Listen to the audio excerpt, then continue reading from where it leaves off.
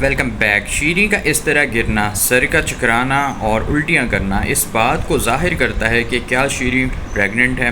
اور اگر شیریں پریگننٹ ہوئی تو پھر سہراب کا بھانڈا پوری طرح سے پھوٹ جائے گا، کیونکہ شیریں جس وجہ سے اس کی مدد کر رہی ہے وہ اس کی محبت ہے، اور اس کے ساتھ ہی وہ اس حویلی کی مالکن بننا چاہتی ہے۔ یا پھر دوسری صورت یہ بھی ہو سکتی ہے، سہراب شیریں کو فون پر دھمکی دے کہ تمہارا عاشق تو کسی کام کا نہیں نکلا، اس نے میرا سارا کھیل جو ہے وہ بگاڑ دیا، جیسے کہ پرومو کے اندر بھی آپ نے دیکھا۔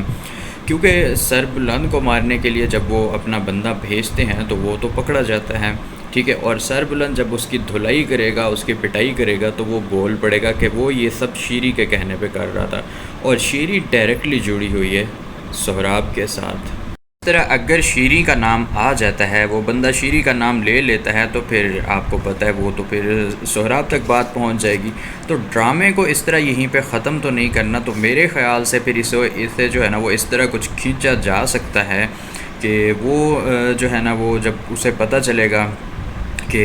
یا تو اس کا وہ ناکام ہو گیا ہے، وہ پکڑا گیا ہے، تو وہ بول پڑے گا، یا پھر یہ پریگننٹ ہو سکتی ہے، تو یہ پھر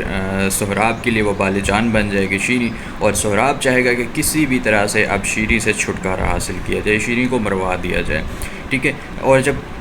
سربلند کے آگے یہ ساری حقیقت کھلے گی تو وہ کیا کرے گا کہ شیریں کی جان کو خطرہ ہے، اور شیریں ایک اہم ایویڈنس بھی ہے، ٹھیک ہے، تو وہ کیا کرے گا کہ ایسا ہو سکتا ہے کہ وہ کچھ دن کے لیے شیریں کو غائب کر دے، کہیں گاؤں بھجوا دے سربلند، تاکہ یہ ایویڈنس اس کے پاس محفوظ رہے، کیونکہ پہلے بھی جب اس نے اس کا بندہ پکڑا ہے تو اس نے وہ شو نہیں کروایا، اسے خود کو بھی گولی لگی ہے تو اس نے وہ شو نہیں کروایا، کیوں نہیں کروایا؟